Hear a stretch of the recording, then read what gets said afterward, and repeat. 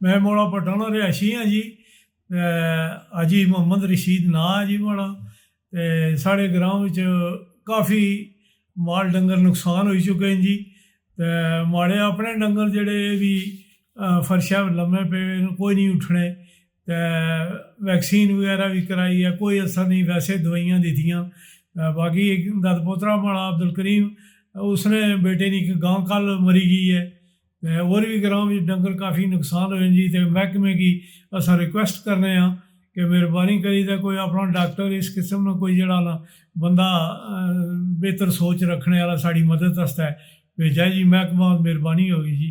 ते एह् जेह्ड़ा बीमारी केह्ड़ी है, मोखर है कि बीमारी? मोखर है जी। पैरां तू डंगर मजबूर होई गे, खाने तू मूँहें तू मजबूर होई, मूँहें छाले चढ़ी गे डंगरां ने गी। ते काफ़ी इलाज अपने दम कराया लेकिन कोई नहीं जी, कोई फाका नहीं है। तुसां कितने डंगर है? डंगर माड़े कोल जी त्रै बच्छियां, त्रै बड़ियां गईयां न। ते नाल ही माड़े दूआ घर है, भतीजा माड़ा चौधरी तनवीर, ते उन्होंने भी गईयां जड़ियां दो ते बच्छियां छियां हैन, ते ओह् भी बीमार न, पेइयां कोई नहीं उठनियां जी। ते काफ़ी दिक्कत है जी। असां लोकां गी ग्राएं बिच तकरीबन एक दो दो चार चार डंगर सारे रखे हैं, यानी सारे बीमार है जी। बड़ी परेशानी है, सारे बीमार हैं डंगर जी। और दुद्धा तो बिल्कुल छुट्टी हुई गई है। असां दुद्ध मुल्ले आनी ते अपनी चाह् आस्तै भी। तुसां ग्रां नाम मोड़ा पट्टा? मोड़ा पट्टा जी। यूनियन कौंसल मोड़ा जुम्मा नाल है, राजी सवाल। सरदार मार्केट तो बिल्कुल 1 किलोमीटर के अंदर ही है एरिया साढ़ा जी। ते असां बड़े परेशान लोग, ते साढ़े बड़े नुकसान होए जी। ते इस वास्ते महकमे की साढ़ी कोई मदद आस्तै कोई डॉक्टर भेजना चाहिए।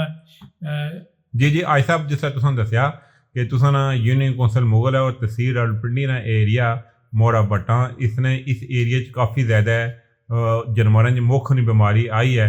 तो आई साहब ने मुताबिक यह है कि इस मोखनी बीमारी के दौरान कोई भी महकमा लाइफ स्टॉक का कोई बंदा नहीं आया और ना ही कोई ऐसी टीम आई है जरा इस बीमारी की काबू करने वास्ते ग्रां लोगों ने जानवरों की वैक्सीन कई लोगों ने जानवरों की वैक्सीनेशन हुई भी है और कई मेजॉरिटी की नहीं भी हुई, जिस वजह से जानवर बड़ी तेज़ी नुकसान हो रहे हैं और 2-4 जानवरों ने मरने की भी इतलात आई है इस पूरे इलाके। तो आई साहब ना मुतालबा है महकमा लाइफ स्टॉक ने रावलपिंडी की और बिलखसूस सेक्रेटरी लाइफ स्टॉक और वज़ीर आला मरियम नवाज साहबा की कि इस एरिए तहसील रावलपिंडी के एरिए अपनी टीम फौरी तौर पर भेजन ताकि जेह्ड़े इत्थै गरीब किसान है जिन्होंने जरिया माश सिर्फ और सिर्फ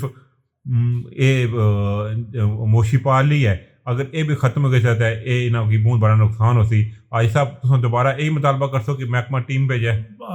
असां जी बड़ी रिक्वेस्ट है साड़ी तरफों के महकमा साढ़े नाल ताउन करे और वज़ीर आला मरियम नवाज साहिबा की भी असां रिक्वेस्ट करने हैं कि कोई ऐसी टीम अच्छा जी साड़ी मदद वास्ते साढ़े माल डंगर बचन जी।